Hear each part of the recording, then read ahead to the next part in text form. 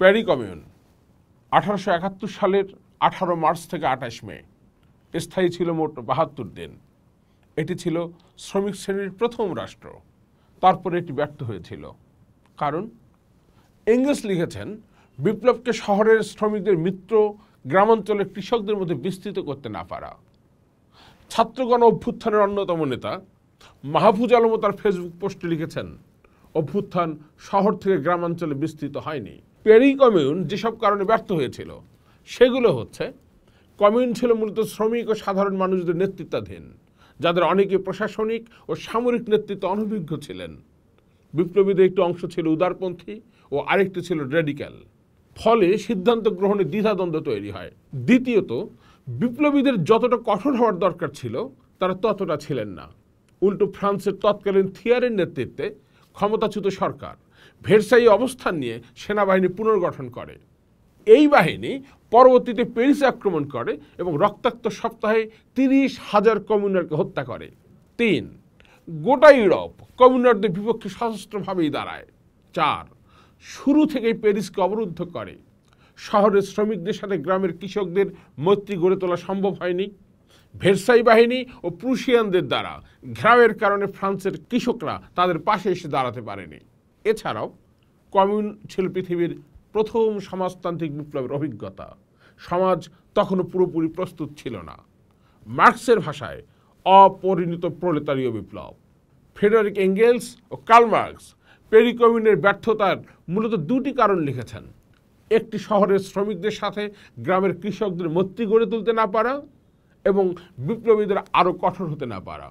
অন্যদিকে লেনিনদের Bolshevik party অভ্যুত্থানের মাধ্যমে বিপ্লবের পর শহর থেকে গ্রামাঞ্চলে বিস্তৃত করতে পেরেছিলেন।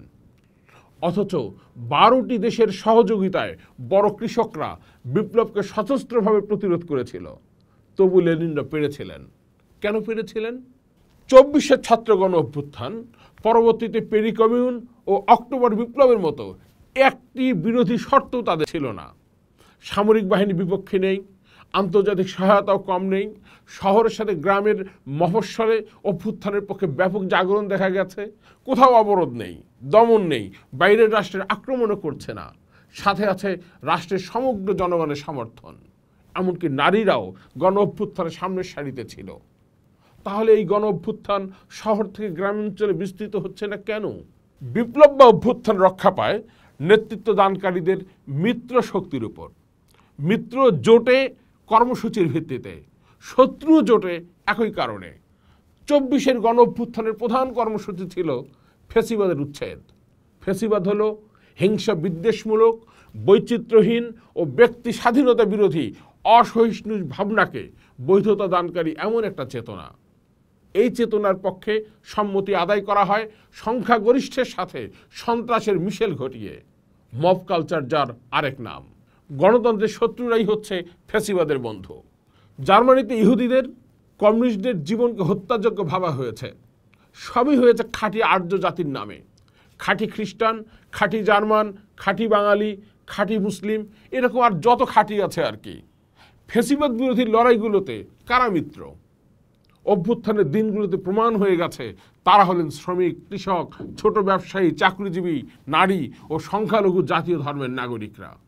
অভ্যুত্থানের নেতৃত্ব দিয়েছে যে ছাত্ররা, তারা এদেরই সন্তান। লেনিনের ভাষায় উর্দিপরা কৃষক। তাই চাকরির অধিকার চাইতে গিয়ে ফ্যাসিবাদকে অপসারণ করতে হয়। জলবায়ু ঝুঁকিপূর্ণ অঞ্চলে নারীদের কৃষি জমির মালিকানা, বিবিএস এবং ইউএন তার এক যৌথ জরিপে দেখিয়েছে যে এসব অঞ্চলে নারীরা মাত্র 6.89% কৃষি জমির মালিক, যেখানে পুরুষদের মালিকানা 93.11%। গ্রামীণ নারীদের কৃষি জমির মালিকানা, ওয়ার্ল্ড ব্যাংকের ভয়েস টু চয়েস প্রতিবেদনে উল্লেখ করা হয়েছে, গ্রামীণ বাংলাদেশে শুধুমাত্র 13% নারী একক বা যৌথভাবে কৃষি জমির মালিক, যেখানে পুরুষদের হার 70%। মুসলিনী, হিটলার থেকে মোদি, এরা সকলেই মনে করেন নারীর কাজ গৃহে, বড়জোর ডাক্তার ও শিক্ষকতার পেশায়। নারীর মঙ্গল নারীর বদলে তারাই নির্ধারণ করে দিতেন। তাদের তৈরি আদর্শ নারীর মডেলে নারীরা ফিরে যাবে ঘরে আর পুরুষরা কাজ করবে বাইরে। হিটলার মেয়েদের ঘরে ফেরাতে করলেন বেকারত্ব প্রতিরোধ আইন, যে মেয়েটি কাজ থেকে সরে এসে গৃহিণী হতে রাজি থাকত তাকে সুদিন ঋণ দেওয়া হলো। প্রতিটি সন্তানের জন্য 4 ভাগের 1 ভাগ মকুব করা হলো। নারী পুরুষের বিয়ের বয়স কমানো হলো। ইতালিতে মুসোলিনি চার্চের সাথে হাত মিলিয়ে বিবাহ বিচ্ছেদ নিষিদ্ধ করলেন। বাংলাদেশের নারীদের জন্য গণ অভ্যুত্থানের পার্টির কর্মসূচি কই? 16 মের এত বড় নারী সমাবেশের খবর সবগুলো পত্রিকায় চেপে গেল।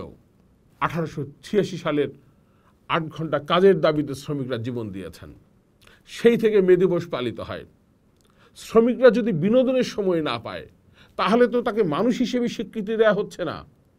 8 ঘন্টা কর্মদিবস গণতান্ত্রিক রাষ্ট্রের একটা ন্যূনতম বৈশিষ্ট্য। আশুলিয়ার যাত্রাবাড়িতে শ্রমিকদের গড়ে তুলতে হয়েছিল প্রতিরোধের স্টালিনগ্রাদ। আর সেখানে গণতান্ত্রিক রাষ্ট্রের নাগরিকের মর্যাদা তারা পাবেন না। পাওনা মজুরি চাইতে হবে তাদের রাস্তায়।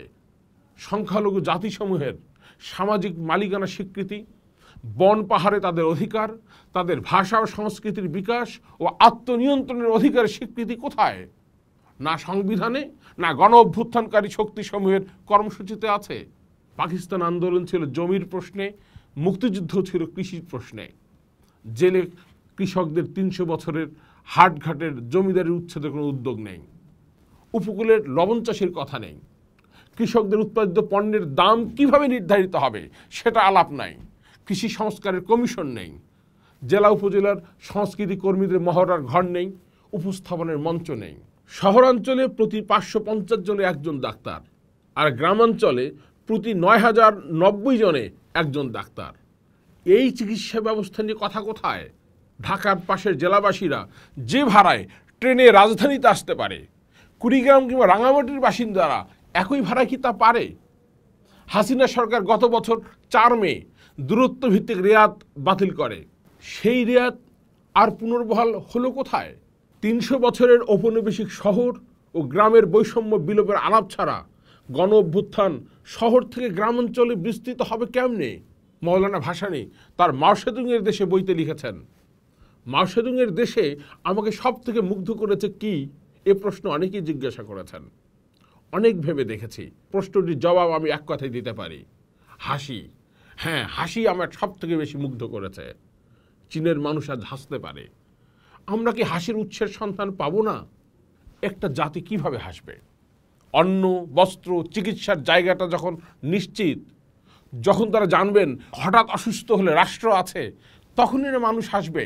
মুক্তিযুদ্ধে গ্রাম বাঁচিয়েছে বাংলাদেশকে, কিন্তু যুদ্ধ শেষ হওয়ার পর 54 বছরে একজন সরকার প্রধানও কি রৌমারী, চিলমারী, ভ্রুঙ্গামারীর যুদ্ধক্ষেত্রে গ্রামবাসীদের সাথে দেখা করতে গেছেন? মুক্তিযুদ্ধের সেই দিনগুলোতেও প্রধানমন্ত্রী তাজউদ্দিন আহমেদ কলার ভেলায় যুদ্ধক্ষেত্রগুলোতে গেছেন মুক্তিযোদ্ধাদের উজ্জীবিত করতে। আধুনিক ব্যবস্থা ও স্থিতিশীল পরিস্থিতিতে একজন উপদেষ্টাকেও কৃষক জেলেদের মাঝে পাওয়া গেল না। এমনকি গণ অভ্যুত্থানের নেতৃত্ব দানকারী এনসিপির শীর্ষ নেতাদের রুমেও আমি আঙ্গুলের ছাপ দিয়ে প্রবেশাধিকার মেলে। এনসিপির নেতাদের জীবন কি মুক্তিযুদ্ধের নেতা তাজউদ্দিনের চেয়েও ঝুঁকিপূর্ণ? রবীন্দ্রনাথের ভাষায়, দ্বার বন্ধ করে দিয়ে ভ্রমটারে রুখি, সত্য বলে আমি তবে কোথা দিকে ঢুকি। পোস্ট দেখুন, ভাবুন, থাকুন পোস্টের সাথেই।